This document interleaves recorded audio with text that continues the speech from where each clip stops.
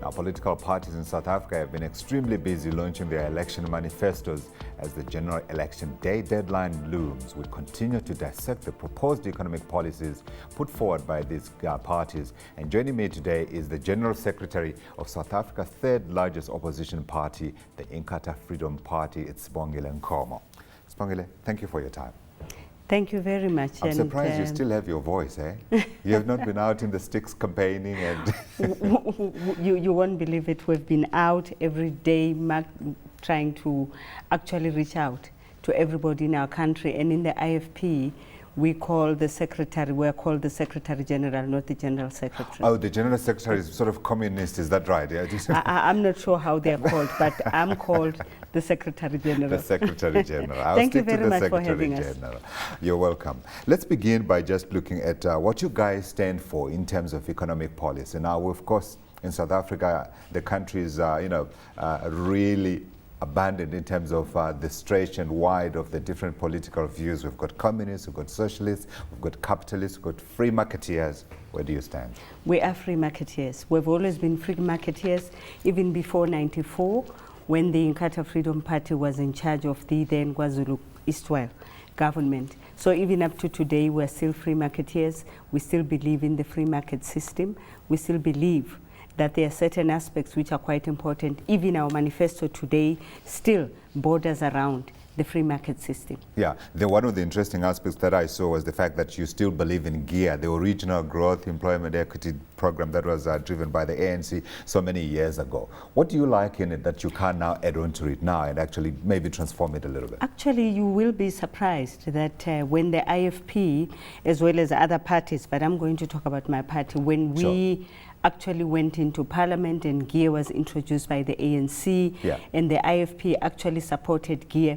We were actually in support of GEAR because we could see economic growth within the aspects of GEAR. Right. The surprising component is that GEAR could not be implemented fully by the ANC government then or by the then ruling government as they are still ruling today. I remember that even COSATU was against GEAR. They were busy dancing around saying, Asifuni GEAR, Asifuni GEAR. And that actually made GEAR to be a policy that had a lot of challenges in front of it. It was actually delivered in piecemeals, which was not good enough. And yet we really feel that if GEAR was implemented, it would have been. Even today? It would have worked even today if it was actually large chunks of GEAR which were implemented instead of these very small piecemeals. Okay, so let's talk about the main economic planks of that policy if the IFP were to come into government at the next election. If we were to come into government this next coming election, there are a few things which we believe in. The first area is the area of the increased fixed investments, where we talk of stabilizing policies, where our fiscal policies would need to come in, monetary policies and other policies. Let me talk about especially the stabilizing of policies in order to counter cyclic fluctuations. It is important that we actually look at the world and see how things are moving, and then we try and position ourselves in a way that we would look at, for instance, it is important for us to note that, some time back we had a recession in the whole world, and or certain countries were actually hit hard, and that had an effect on us as well. So if it has an effect of us, it actually works on our rand. It ensures that our rand actually has very little power.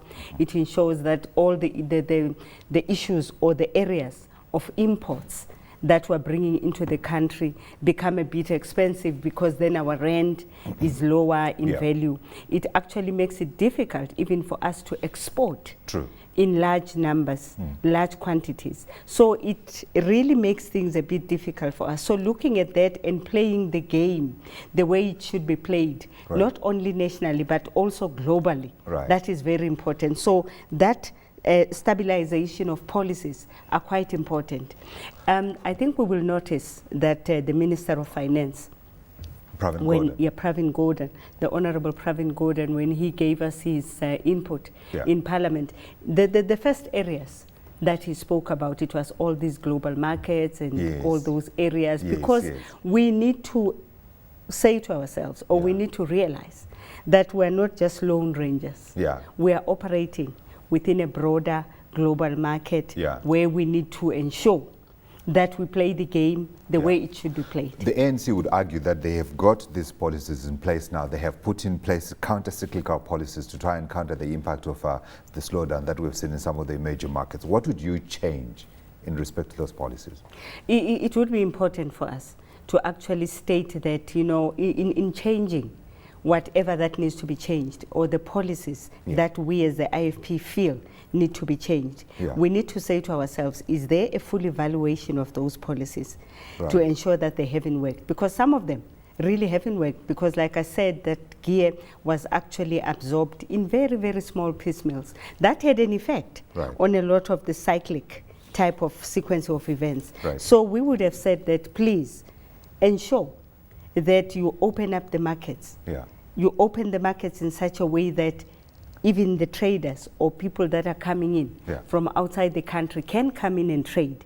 Because right now we do find that a lot of the policies that are looking at trade are actually making it very, very difficult for outsiders to come into the country, and that is creating a problem for us as South Africa, because if we have such policies, it means that even people that have good intentions to come into the country, to invest in the country, are actually moving out. Or if we actually allow some of the unions in the country that are there, who are busy destabilizing our economy through endless riots or endless picketing strikes and everything else, and strikes, endless. I'm saying endless. I'm not saying that they should not. Do it. Don't do it. But if they keep doing it the way they are doing it, they are actually sending our investors away. And that has an effect on our economy. You sound like you're saying that you would deregulate further from where we are, because I looked at your labor policy, you would tinker around with it a little bit. You are talking about now trying to loosen a little bit the local market to try and get more foreigners to come in. So you would want to loosen the stranglehold that government has on the economy. Let's look at the other areas where you would change then. So you said you would want to get fixed investment into the country. What else would you change? You know, we would also look at as part of our fiscal policy, would look at reforming the tax system. The tax system in our country is quite good. But it's just not good enough, because we do find that. You want to collect more? No. Okay. Let me explain what I'm saying. Please go ahead. There are certain areas where we can collect more. But there are certain areas where we need to be a bit lenient.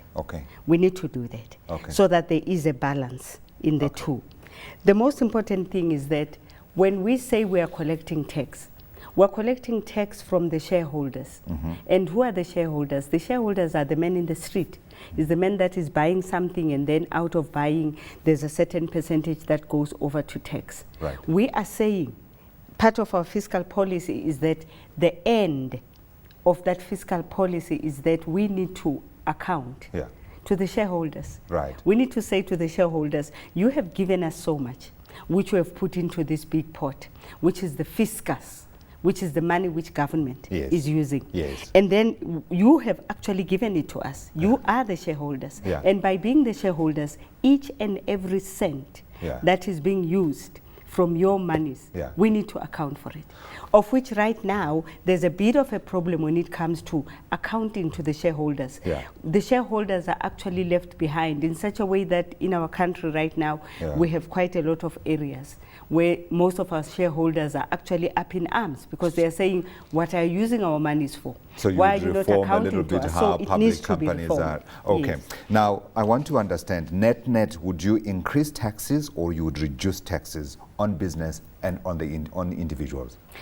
I wouldn't say that we would do that now, but then sending forth researchers, as well as looking at the global market as well as the South African market, there will need to be an adjustment. There will need to be an adjustment where in certain areas. But are you saying South Africans are overtaxed or undertaxed? There are certain areas of being overtaxed where people are extremely dissatisfied. But then when it comes to tax, right throughout the world, people have never been satisfied. You go to the US, people are saying, oh, taxes. You go to Britain, they are doing the same thing. So with taxes, you never get it right. Would you reduce corporate tax? We might. You might reduce corporate tax. We might. Individual tax? Although we would need to look into it and actually look at the areas, like I said. But with taxes, you actually never get it fully right. But what's the principle behind your tax reform? Would it be to try to make the tax system a little fairer? In other words, take a lot more from those who have and a lot less from those who don't have? Definitely. Would you raise the threshold above which people that would start make paying sense. tax? That would make sense, because, I mean, taxing less from those that do not have, it means that you are taxing them in a way where you are being fair. Yeah. And those that have more, you need to tax more, but you don't need to overtax them as well, because you in don't a way want that you really make them to feel so unwelcome. The golden egg. Yeah, so that would not be fair. So that's why I'm saying with taxes, one needs to be very, very careful, because you do this, you are right, you do this, you are wrong, but then you need to find a balance. A balance, so as much as possible. Net, there would be a reduction of tax under an IFP government. Let's move on to the other plank of that, which is the small business sector. I mean, we talk about jobs. I didn't want to frame the discussion as a discussion around jobs. I want to talk about in specific terms in terms of how we create those jobs. Now, one of the areas that you address is the small business sector. What would you change? This is my stock question. I want to know what is different. Well, definitely you need to know what is different, because, you know, when it comes to maybe the top 3 or the top 5 political parties, we fish from the same pond. So we fish from the same pond, so we get to hear the same problems coming from the people. But then the issue is the how do we address the matter.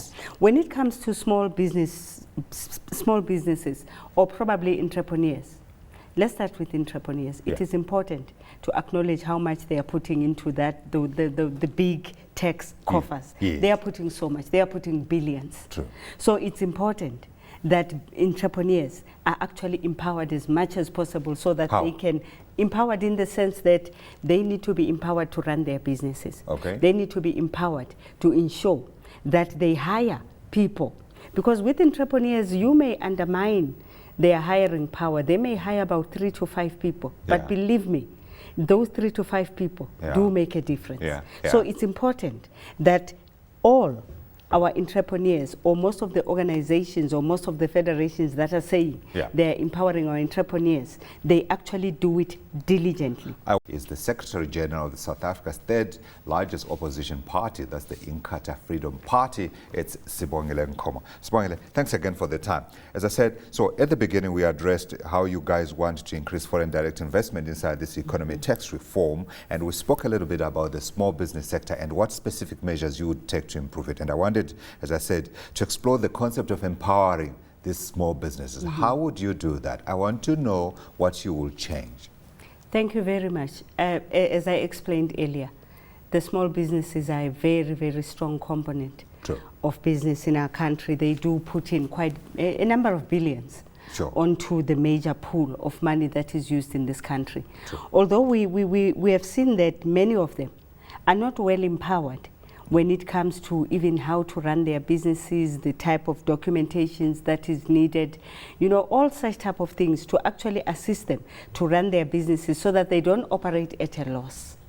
But they operate in such a way that they do get profit and they can hire people. You want to reduce the cost of doing business for the small business Definitely. How will you do that? We will actually do it through ensuring that they are specific policies that are looking at empowering them, like policies that would state that, you know, to be an entrepreneur is a critical component. They are business people just like big business. They need to be acknowledged just like big business that they are a business. We also need to ensure, as part of our policy is stating, that entrepreneurs are actually brought onto the fold when discussions are actually made about themselves and with themselves, so that everything is done with them on board. We consult them as much as possible, because they play such a very important aspect. One other thing that is quite critical is also the monitoring of small business. We need to come up with from a government perspective? Yes, from a government perspective. It can be local government, it can be provincial government, it can be national government, so that they don't fail.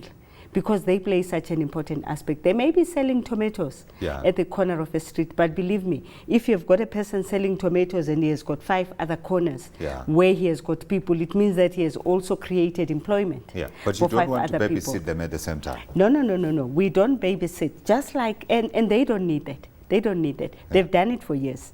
They've actually been in business for many years. They don't need babysitting. They've been doing it themselves. It's just a matter of assisting them and monitoring them. Babysitting, definitely not. They would feel extremely offended. Many of them actually started with a lot of the businesses that we see today in our country, like Itokfel, like coming together as black people and doing ABCD. So they don't need babysitting. They are good, they are capable. It's just a matter of working with them. Absolutely. Like I always keep saying that Anglo-American in 1898 or whenever they started 1890, they were a small business. Certainly when they began. So if you nurture it, you get it right. Let's move on to the thorny issue of labor reform. Across many fora, what you hear is that South Africa's labor laws are too rigid. The ANC, because of its alliance with the unions, is unable to reform the country's labor laws effectively to make it possible for businesses, particularly, to hire and fire. Where do you stand? That is quite true, actually, when it comes to the labor laws in this country, which have been adopted by the ruling party.